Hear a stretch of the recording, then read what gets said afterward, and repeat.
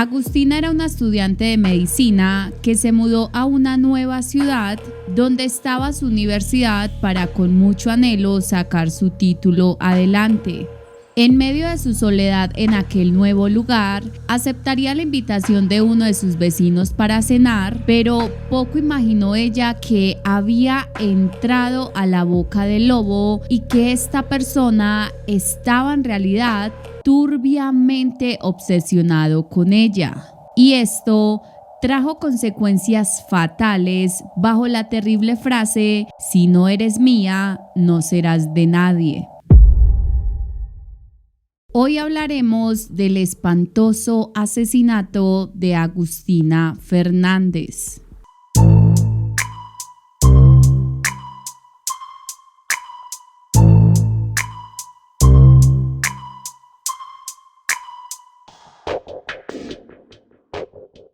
Hoy nos ubicaremos en Santa Rosa, una ciudad fundada el 22 de abril de 1982 y la cual es la vibrante capital de La Pampa en Argentina. Entre sus joyas históricas destaca el bellísimo Teatro Español, por donde cientos de talentosos artistas pampeanos han pasado. Sin embargo, el corazón de Santa Rosa late junto a la laguna Don Tomás, un oasis de naturaleza donde pasan el día los locales y el que es en definitiva un clásico santarrosano para quienes visitan el área. Lamentablemente, la tranquilidad de tan hermosa ciudad se vería empañada el viernes 2 de julio del año 2022, cuando sus ciudadanos se despertaron con la terrible noticia de que una joven de tan solo 19 años acababa de ser víctima de un espantoso crimen. María Agustina Fernández Capello, o Agus, como era llamada por familiares y amigos, nació y creció en Santa Rosa. Fue la primera de dos hijos que tuvieron Silvana Capello, quien trabajaba en una inmobiliaria, y Mario Fernández, que trabajaba en el rubro de loterías. Agustina era una niña dulce, pero con un carácter bien definido, caracterizado principalmente por su disciplina con los estudios y con cualquier cosa que se propusiera, ya que buscaba siempre dar lo mejor de sí misma y destacarse.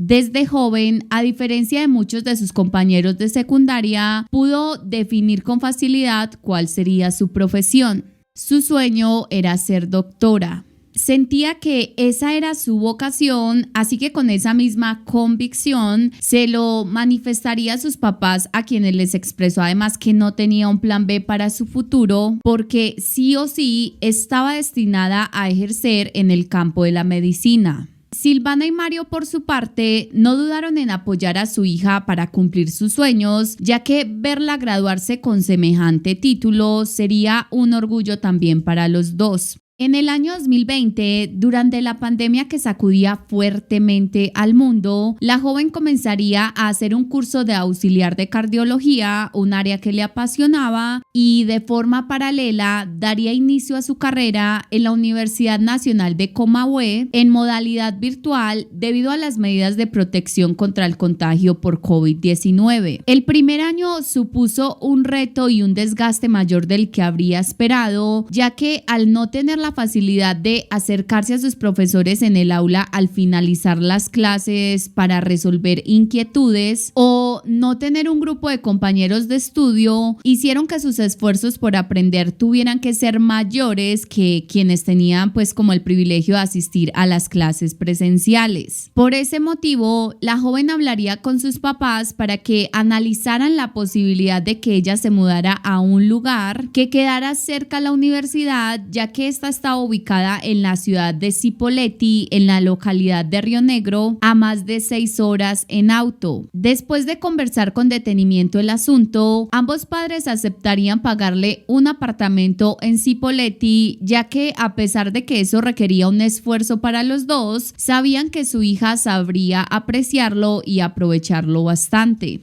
Con muchísima ilusión, la chica y su madre comenzarían a buscar un departamento que no quedara muy lejos del centro de estudios y que se acomodara al presupuesto que tenían. Por fortuna, lograron encontrar un monoambiente en un primer piso de la calle Confluencia al 1300, que quedaba a 20 minutos de la universidad. Hacer el contrato con el arrendador trajo para Silvana una mezcla de emociones. Por un lado, estaba inmensamente feliz porque sería el comienzo de una nueva etapa en la vida de su hija de 19 años, pero por otra parte estaba como con la nostalgia de que ella iba a estar sola y lejos de su familia, a quien era bastante apegada. De hecho, ambas mantenían una relación de confianza poco común entre madre e hija, pues la joven solía contarle varios detalles de su vida privada y no tenerla cerca sabía que no sería fácil. En marzo de 2022, ambas llegaron con el carro de la mudanza a la vivienda de alquiler. Mientras bajaban las cosas del vehículo, las dos notaron que el hombre que vivía en la planta baja del complejo residencial, exactamente abajo del apartamento en el que viviría Agustina, se quedó perplejo mirándola. Fue la mamá de ella quien más notó lo atraído que el sujeto estaba por su hija, deduciendo que seguramente apenas tuviera oportunidad, él intentaría contactarla. Lo que en un comienzo pensó que sería bueno porque así ella tendría un amigo y tal vez no se sentiría tan sola en una ciudad que era completamente nueva para ella. Como Silvana lo había sospechado, el vecino se acercó a la chica para presentarse y ofrecerle su ayuda para cualquier cosa que pudiera necesitar. Su nombre era Pablo Parra y tenía 36 años. Además, laboraba en la industria petrolera y contaba con un buen pasar económico. Una vez establecida en Cipolletti, la nueva etapa de la vida de la estudiante de medicina estaba marchando bastante bien. En la universidad había hecho nuevas amigas con las que se reunía a estudiar, tomarse algo o cenar. Con ellas los días se iban más rápido y la ausencia familiar, que si bien no dejaba de sentirse, se hacía más amena. Sin embargo, los estudios no dejaron de estar nunca en el foco y sus notas se mantenían sobresalientes. También había retomado rutinas saludables que tenía en su ciudad natal y que le permitían tener más estabilidad mental y física, como la de ir al gym, lugar de donde cada que salía estaba Pablo esperándola, pues con él había hecho también una muy buena amistad, ya que era sumamente atento. Cada que podía se ponía a su disposición para llevarla o recogerla de la universidad, entre otras cosas, pero todo esto con la evidente intención de pasar tiempo con ella. Fueron tantas las atenciones de Pablo con la joven que hasta le entregó una copia de las llaves de su apartamento para que ella pudiera usar el lavarropas cada que lo necesitara, ya que sabía que ella no tenía uno. A cambio, y aunque fuera un favor mucho más pequeño, la chica le compartía la clave de su Wi-Fi. No era lo mismo, pero se sentía como un intercambio de favores entre amigos según la facilidad de cada uno. Claramente, los gestos que este hombre tenía con Agustina no eran por la amistad. Claramente, él se sentía atraído hacia ella desde el primer momento en el que la vio, y ahora con el tiempo que habían podido compartir, él descubriría cualidades en aquella mujer que lo enamorarían, y parece ser que ella, por un corto tiempo y seguramente debido a la vulnerabilidad de estar sola en un nuevo lugar y sin amigos, se fijó en él de manera romántica e incluso le dijo a sus amigas que era lindo. Sin embargo, al compartir más tiempo con él, se dio cuenta que en definitiva no era lo que quería en su vida, pues rápidamente notó que el hombre pretendía controlar cada uno de sus movimientos y ella, tal cual se lo expresó a sus cercanos, quería otra historia y quería tener una vida libre. Por lo anterior, ella le explicó a él directamente que en ese momento de su vida estaba en otra página, ya que para esta tener un novio y tiempo para este era un lujo que no podía permitirse, pues sus estudios demandaban mucha de su atención y energía. No obstante, esa explicación no fue muy bien aceptada por su vecino, quien, contrario a entender que no habían posibilidades con ella, lo vio como un reto y se propuso a conquistarla. Las atenciones de Pablo, que en un principio eran bien recibidas por su vecina, pasarían a convertirse en algo hostigante, ya que después de la negativa de la mujer en tener una relación, él comenzaría a vigilar disimuladamente quién la visitaba o con quién salía. Así lo recordaba Silvana, quien dijo que en una ocasión en la que ella y su esposo fueron a visitar a su hija, el sujeto salió en varias ocasiones de su domicilio, simulando tener que hacer algo afuera solo para ver quién había llegado a la vivienda de Agustina. En otra ocasión, había sido la chica quien viajó a La Pampa a visitar a su familia y el sujeto empezó a llamarla constantemente para saber qué día y a qué horas estaba de regreso en Cipolletti, ya que él quería ir a recogerla. Ella le dijo que llegaría muy temprano en la madrugada y él continuaba insistiendo en que quería ir a recogerla. Entonces a ella esto se le hizo un tanto extraño, teniendo en cuenta pues la hora en la que llegaría. Así que consideró las intenciones del tipo como algo desesperado, así que después de agradecerle le dijo que prefería tomar un taxi. A pesar de aquellas actitudes, la amistad entre los dos continuaría y al parecer ambos tenían acceso a la vivienda del otro, y esto se sabe ya que Agustina le confesó a sus amigas de la universidad que había tenido que pedirle a su vecino que no volviera a entrar a su apartamento después de percibir que este de a poco prácticamente se le estaba instalando en él, casi como si vivieran juntos, y ella por supuesto no quería eso. Pero cuanto más rechazado se sentía Pablo, más doblaba las apuestas por enamorarla. Es por esto que la invitó a cenar y ella, seguramente aún intentando llevar todo por las buenas, aceptó. Sin embargo, durante la velada el hombre la sorprendería amargamente cuando le hizo entrega de un anillo de compromiso junto a la sorpresa de que había hecho una reserva para viajar juntos a San Martín de los Andes. Ante la situación, ella no lo podía creer y las perturbadoras actitudes de él empezaban a atemorizarla, pero nuevamente le hizo saber de buena manera que no quería una relación con él más allá de la amistad que le estaba ofreciendo. Al enterarse de todo, Silvana, la mamá de la joven, comenzaría a tener un mal sabor de boca con el vecino de su hija y le advertiría que él no le cerraba del todo y que debía cuidarse. El domingo 19 de junio, fecha en la que se celebró el Día del Padre en el año 2022 en Argentina, sería la última vez que los padres y la hermanita de Agustina la verían con vida después de viajar hasta su vivienda para visitarla. Aquel día transcurrió según lo esperado, la familia comió, conversó y disfrutó del día sin contratiempos. La joven, por su parte, aprovecharía para contarle a su mamá que había conocido recientemente a un chico llamado Natanael Carrasco que le gustaba y con quien estaba saliendo. Para la madre eso fue una buena noticia, ya que de cierta manera temía que su hija se pudiera fijar en su vecino, pues como sabemos a ella particularmente ya le generaba bastante desconfianza. Después del festejo, la familia regresó a su hogar, no sin antes despedirse de ella con fuertes abrazos y bajo la promesa de que se verían pronto, pero tristemente esa promesa no se podría cumplir.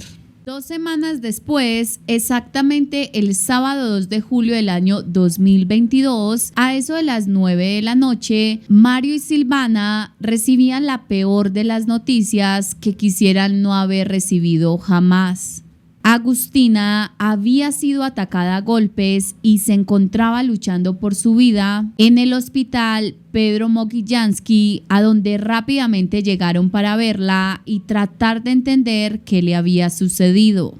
En el lugar serían informados que la joven había sido brutalmente golpeada, pero que aún no se sabía quién lo había hecho, aunque se sospechaba que se trataba de un agresor de sexo masculino por el nivel de ensañamiento y fuerza bruta que había ejercido contra ella, pues la había golpeado repetidamente en la cabeza con un objeto contundente que se cree que fue la pata de un sillón y posteriormente contra el piso. Además, los dedos de su mano izquierda estaban todos fracturados y la herida en ellos era de forma lineal, lo que podría indicar que la habían machucado con una puerta, pero el peor diagnóstico sería que, debido a la cantidad de agresiones que recibió en la cabeza, su hija se encontraba en un estado bastante crítico, intubada en terapia intensiva y luchando contra la muerte que amenazaba con ganar la batalla. Allí mismo también se les informó a los padres que incluso si la joven sobrevivía, el daño era irreversible, pues había sufrido un traumatismo encéfalo-craneano que la había llevado a la muerte cerebral. Se declara muerte cerebral cuando el paciente es incapaz de respirar sin asistencia médica, carece de respuesta pupilar a la luz y al dolor, a su vez se interrumpe el flujo de sangre al cerebro y no hay posibilidad de recuperación. Al entrar a abrazar a su niña, Silvana inmediatamente supo que quien le hubiera hecho eso definitivamente la odiaba. Lamentablemente, 3 días después, exactamente el 5 de julio, el hospital con gran pesar informaba el fallecimiento de la estudiante de medicina. La noticia inundaría las redes sociales, donde los internautas la reposteaban bajo títulos en los que reflejaban su tristeza, pero sobre todo su rabia por su asesinato, reclamando por el hecho de que una mujer más hubiera sido víctima de alguien que se sintió con el derecho de acabar con su vida. Las sospechas por parte de familiares y amigos recaerían prontamente sobre Pablo, luego de enterarse de que este había sido la última persona en ver a la víctima con vida. De hecho, la agresión había ocurrido en su casa y él era quien había llamado a una ambulancia para pedir ayuda. Si bien parecía más que obvio que el asesino de Agustina era su vecino, la verdad es que este contaba con una coartada bastante sólida que lo situaba en un lugar diferente a su apartamento al momento en el que se presume la chica fue atacada. Incluso había sido él quien llamó a los padres de la joven casi 1 hora después para darles la noticia de lo que había sucedido, aunque para Silvana había sido muy extraña la manera tan calmada y fría con la que él le había hablado. En su voz no había notado ni siquiera susto o mucho menos angustia, que es lo que se esperaría en un caso como este. Algo en su corazón de madre le decía que él tenía que ver con el asesinato de su hija, pero prefería ser prudente y mantenerse al margen de la investigación antes de acusarlo.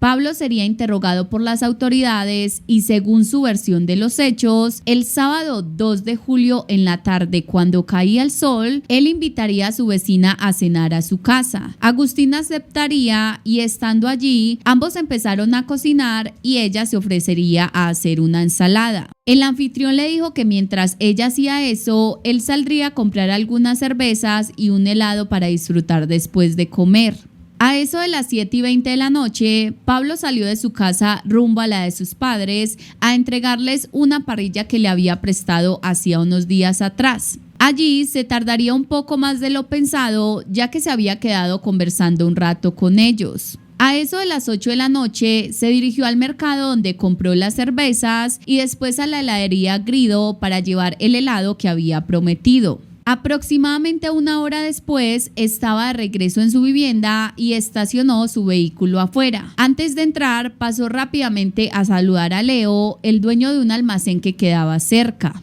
Al ingresar a su casa, se le hizo extraño que todas las luces estaban apagadas, como si Agustina se hubiera marchado. Sin embargo, al encenderlas, observaría que todo estaba rebujado y tirado, como si hubieran entrado a robar, o por lo menos eso fue lo que sospechó en ese preciso instante al ver el desorden en toda la sala. Al continuar observando todo, se dio cuenta que las cosas eran mucho peores de lo que había imaginado, pues al entrar a su habitación, encontró a su amiga tirada en el suelo, golpeada, con sangre y convulsionando. Angustiado, lanzaría gritos de auxilio para que sus vecinos llamaran a una ambulancia, pero según su declaración, uno de ellos estaba durmiendo y el otro tenía el lavarropas encendido, razón por la que él cree que no fue escuchado. Sin más opción, él mismo decidiría llamar a una ambulancia y posteriormente presentaría una denuncia de allanamiento de morada. La coartada de este hombre parecía extremadamente sólida, pues no solo se había retirado retirado de su apartamento justo antes de que alguien irrumpiera en este, sino que además contaba con varios testigos, entre ellos sus padres, el bartender del local donde compró las cervezas, los de la heladería y Leo, su vecino. Adicionalmente, Pablo manifestó que, aunque no sabía qué había sucedido en su casa ni por qué asesinarían a su vecina, él sospechaba que alguien había esperado a que él saliera para entrar a robarlo, y mientras eso pasaba, algo se les había salido de las manos a los saqueadores, por lo que terminarían golpeando a Agustina.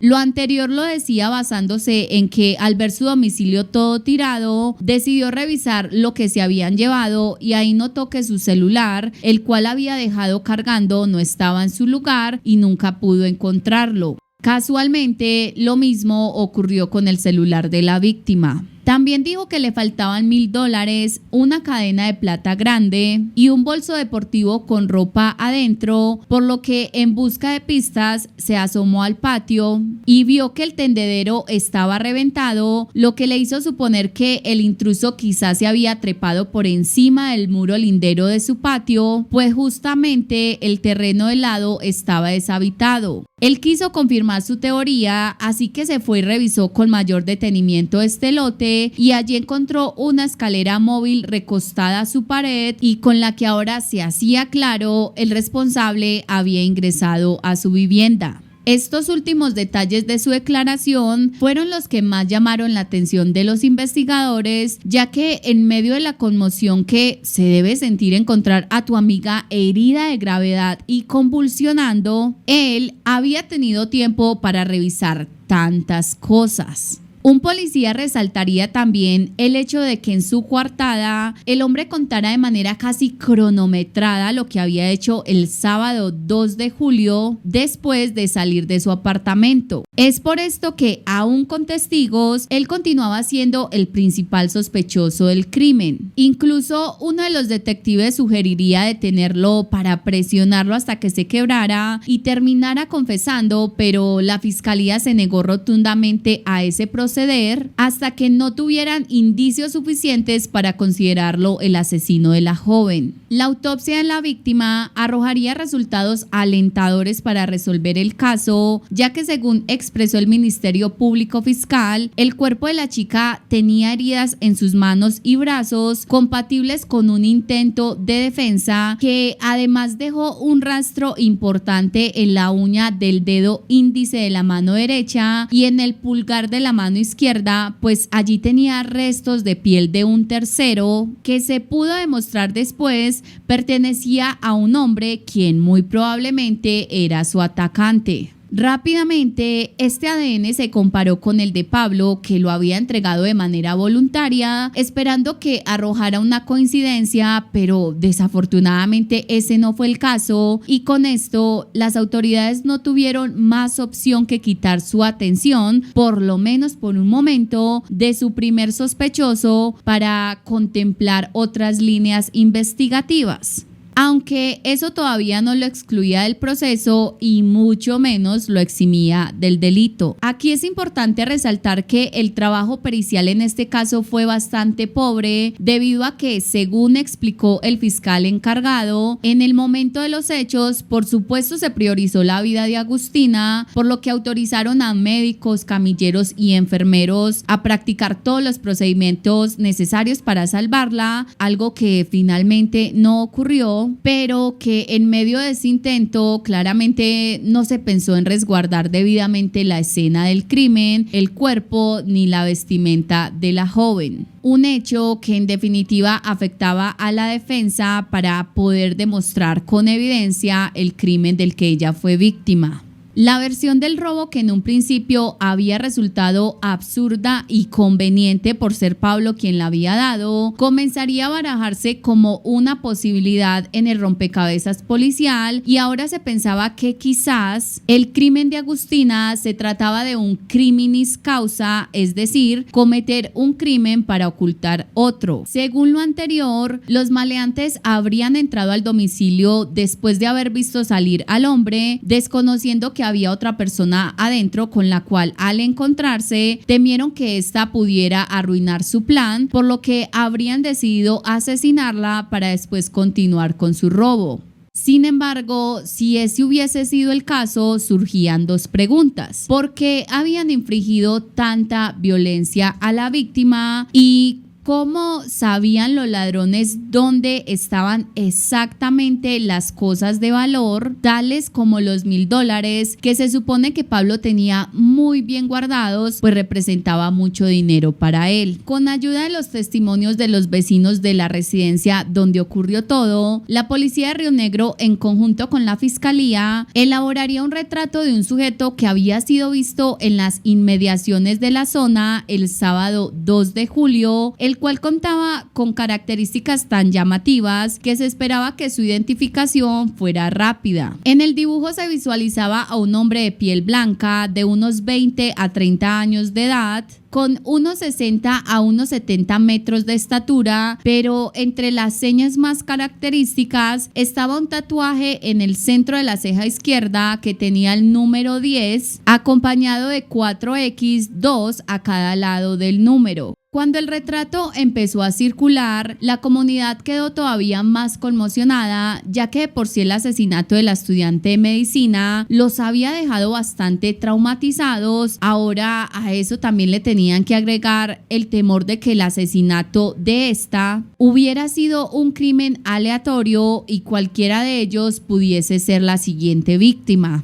Las autoridades cada vez sentían más la presión de la comunidad rionegrina por el miedo de tener un asesino suelto y de toda la Argentina que lamentaba el homicidio de una joven buena y soñadora. Sin embargo, la policía se encontraría con varias trabas en el caso que dilataban los avances, como por ejemplo que las cámaras del conjunto residencial no funcionaban el día del crimen, ya que pues de haberlo hecho seguramente tendrían pistas cruciales. Además, las autoridades no lograban rastrear señal de los teléfonos celulares de Pablo o de Agustina, aunque era extraño que ambos dispositivos hubiesen sido apagados a eso de las 7:40 p.m. y desde aquel entonces no hubiesen vuelto a ser encendidos. Otro de los impedimentos en la investigación era que desconocían los números de serie que tenían los dólares robados, por lo que no era posible identificarlos, ya que de poder hacerlo sabrían quién los estaba gastando y de esa manera tener como un hilito de dónde tirar, pero en este punto estaban en ceros completamente. El sábado 23 de julio, las sospechas que muchas personas tenían del vecino de la víctima se incrementaron cuando este publicó una foto junto a varios amigos y amigas disfrutando de una fiesta electrónica en la que se le veía con una amplia sonrisa. Las redes sociales estallarían en su contra, puesto que fue considerado de mal gusto que a 20 días del asesinato de su amiga en su apartamento, él pudiera darse el lujo de salir de rumba, tomarse fotos y hasta publicarlas. En medio de la ira, algunas personas se atreverían a mandarle mensajes directos llamándolo asesino y feminicida, mensajes a los que él respondió con calma, explicando que tenía su conciencia tranquila porque era inocente y que al igual que todos quería que hubiera justicia para Agustina. Agregaría también que cuando se supiera quién era el asesino, esperaba que la gente que lo atacara le pidiera como mínimo disculpas por todo lo que le estaban haciendo pasar. Varias semanas después del crimen, el gobierno de Río Negro anunciaría una recompensa de $1.000.000 argentinos para quien pudiera aportar datos certeros que ayudaran a encontrar al presunto autor del hecho. Y me imagino que ahí sí todo el mundo se volteó a mirar el retrato que andaba rondando por las noticias y por todas las redes sociales, ya que poco después de lo anterior, en la comisaría se presentaría un hombre que poseía características físicas muy similares a las de este retrato, aunque su intención era demostrar que no tenía nada que ver con el sospechoso que estaban buscando, y fuera de que sus tatuajes no eran los mismos que estaban en el retrato, su ADN tampoco tampoco fue compatible con el obtenido de la uña de la víctima. Así que nuevamente las autoridades estaban en ceros, pero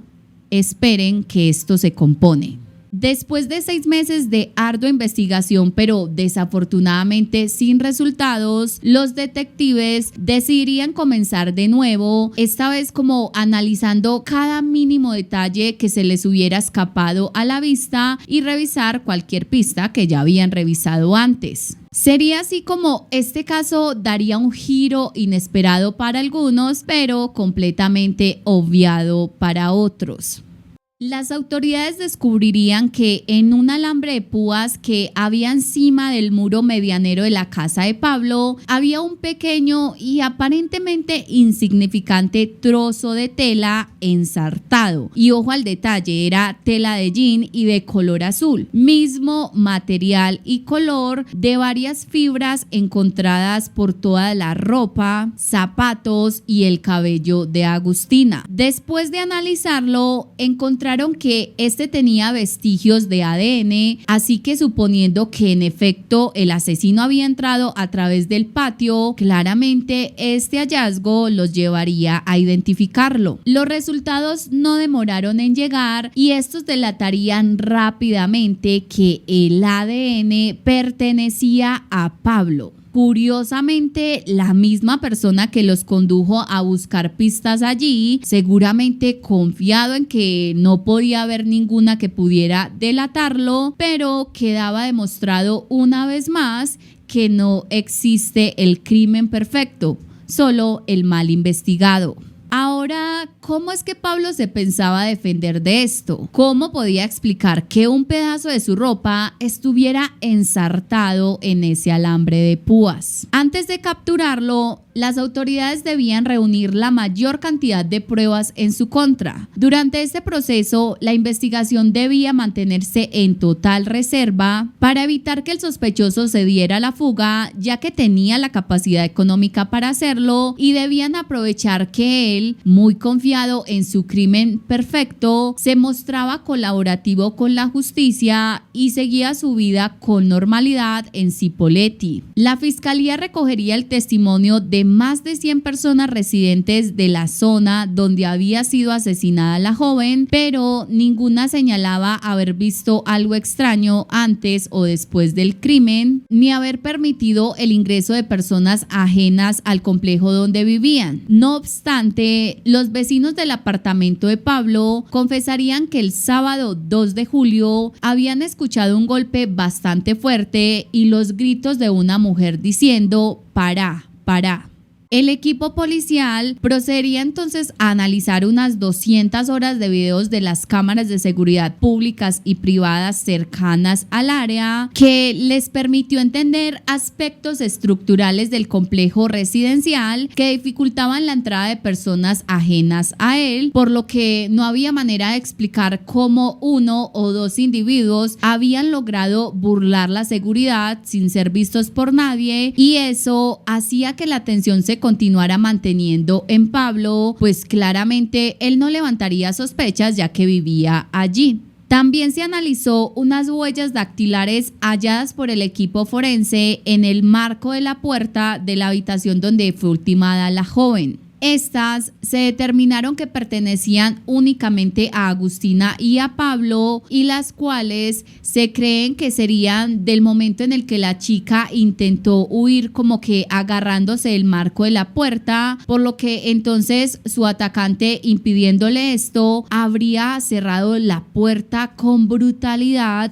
fracturándole al instante sus dedos. Finalmente, las autoridades pudieron descartar que el sospechoso hubiese sido robado, pues ni de los objetos ni el dinero que este señaló le habían robado se encontró ni una sola prueba, incluso se cuestionó si en realidad existieron. Además que durante las pericias se hallaría en su apartamento otro monto de dinero en dólares que por algún motivo los saqueadores no se habían llevado. O también podría ser que a él se le olvidó esconderlo. La reconstrucción de los hechos realizada por los fiscales encargados de presentar el caso y los abogados querellantes se basaría principalmente en las más de 200 horas de video de cámaras de vigilancia, en donde el sábado 2 de julio se ve al hombre salir de su domicilio a las 7:20 de la noche, es decir, cuando Agustina ya estaba en su casa y él le dijo que iría por algunas cervezas y helado. Minutos después, a unos 600 metros de su casa, Pablo detuvo su auto, cerciorándose de que estaba lejos del enfoque de alguna cámara. Sin embargo, un equipo especializado pudo localizarlo en imágenes en donde se nota cómo el sujeto se baja del carro y se regresa caminando a su vivienda, tardándose alrededor de 10 minutos. Seguidamente llega al terreno baldío en donde usa una escalera que previamente había dejado él allí para entrar a través del patio. Una vez adentro, abriría una puerta interna que se aseguró de dejar sin seguro y de esa forma sorprendería a Agustina, a quien comenzaría a atacar con brutalidad y ensañamiento. Después de los hechos y con la intención de despistar la investigación que sabía iba a abrirse, rebujaría el lugar aparentando un robo. Posteriormente, y para continuar dando sustento a su coartada, volvería a salir de su domicilio haciendo uso de la escalera para que ningún vecino lo viera. Después tomaría su auto de donde lo había dejado estacionado y realizaría todas las visitas que posterior a los hechos se confirmarían, como la visita a sus padres, al mercado donde compró la cerveza, a la heladería, y para rematar con broche de oro saludaría a Leo, el vecino dueño de un almacén. Todo lo anterior mientras su víctima convulsionaba producto de sus agresiones. Finalmente, Pablo vuelve a su casa, simula no entender nada de lo que había sucedido, llama a una ambulancia y después se pone a disposición total de las autoridades para demostrar que es completamente inocente. Luego de que el fiscal hablara con distintas amigas de la víctima, pudo entender que el sospechoso había desarrollado cierta obsesión con Agustina, a quien, como si fuera poco, empezó a odiar y resentir debido al rechazo constante que ella le hacía. No obstante, la gota que rebosó la copa de su mente enfermiza sería que en la tarde del viernes 1 de julio, a eso de las 3:30 hasta las 6:30 de la tarde, la joven había recibido en su apartamento la visita de Natanael, el chico con el que estaba saliendo y el que trabajaba en la cervecería Antares de la zona. Durante su tiempo juntos, según declaró el invitado, ambos mantuvieron relaciones sexuales con las que generaron bastante ruidos que seguramente habrían sido escuchados por los vecinos y claramente por Pablo, ya que las paredes de los apartamentos en Confluencia 1300 eran demasiado delgadas y se podía escuchar todo. Aquello habría desatado la furia de aquel vecino obsesionado, quien habría interpretado la situación como una provocación y humillación por parte de Agustina, a la que quiso responder y tristemente de la peor manera. El 22 de diciembre de 2022, Pablo Parra sería capturado en su apartamento y se haría un allanamiento en la casa de sus padres, de la cual se llevaron un celular, un computador y otros objetos que fueron peritados, ya que podrían resultar importantes para su acusación. El fiscal explicaría el vínculo que existía entre ambos previo a los hechos en los que se le arrebataría la vida a la víctima. Ese vínculo claramente complicaba la situación del procesado.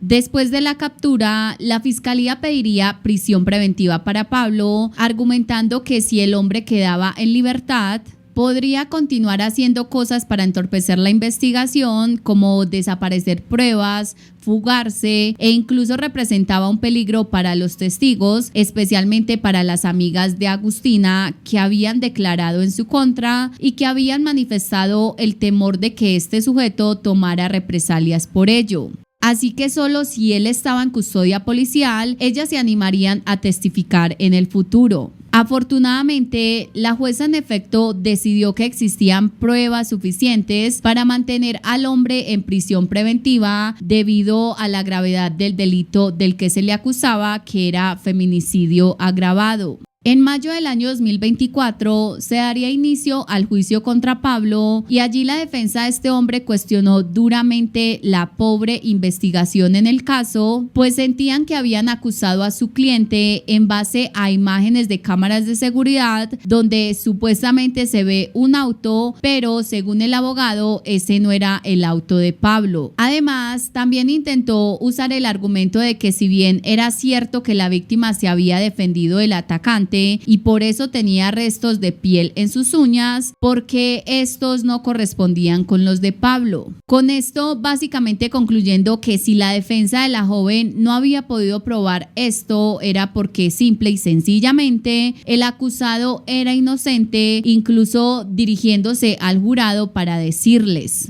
les pedimos una decisión difícil, antipática, somos conscientes, pero si hoy se condena a un inocente, el culpable va a seguir suelto. La cárcel para un inocente es la impunidad del culpable. Consideramos que Pablo Parra no tiene que ser condenado. Ante esto, la fiscalía defendería a la víctima apuntando a que habían presentado al juez las pruebas científicas y documentales como imágenes del acusado cerca a la escena del crimen, entre otros testimonios de expertos que en efecto demostraban la culpabilidad del acusado, a diferencia del abogado que defendía a Pablo, quien solo lanzaba palabras sin ningún tipo de sustento o evidencia. Además, destacaron el hecho de que el hombre estaba evidentemente obsesionado con la víctima y al no tolerar su rechazo y peor aún al escuchar que ella había pasado una tarde apasionada con otra persona, su mente macabra le hizo sentir que debía acabar con ella, pero contando con la conciencia de quien no quiere ser descubierto, pues bien que intentó camuflar su crimen inventándose un supuesto robo para evadir las consecuencias de sus actos y construyendo una coartada tan sólida que por poco se salva de la justicia.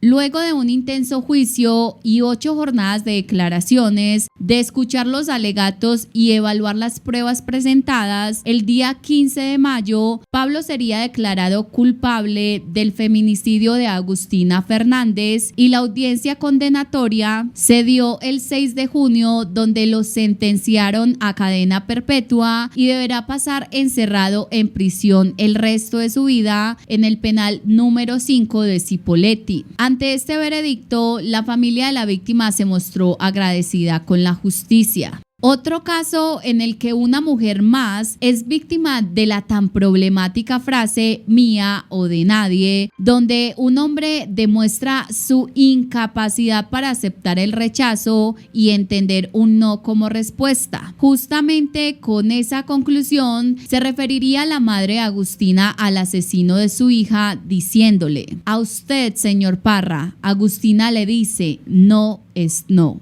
Una expresión que en definitiva debería ser un principio fundamental de la sociedad, pero que tristemente hoy en día solo sigue reflejando una realidad alarmante que desprecia el consentimiento y la autonomía de las mujeres, pero que refuerza también la lucha que debe continuar para erradicar esas conductas, para construir un entorno donde el respeto y la igualdad prevalezcan, asegurándonos de que un no siempre, bajo cualquier circunstancia, sea respetado.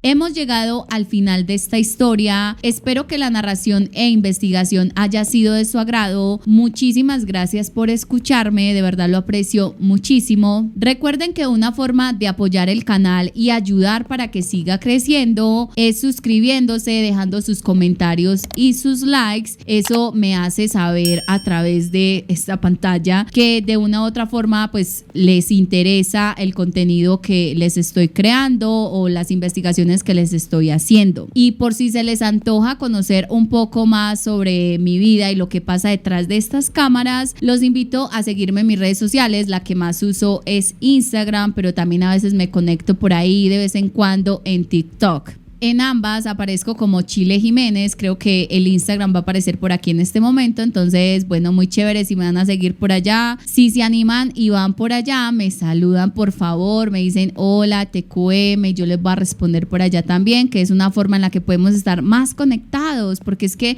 a veces por aquí no da como para realmente como hablar o contar cosas, porque obviamente venimos a otros temas aquí. No me queda mucho más para decir, así que nos vemos en una próxima oportunidad. Claro que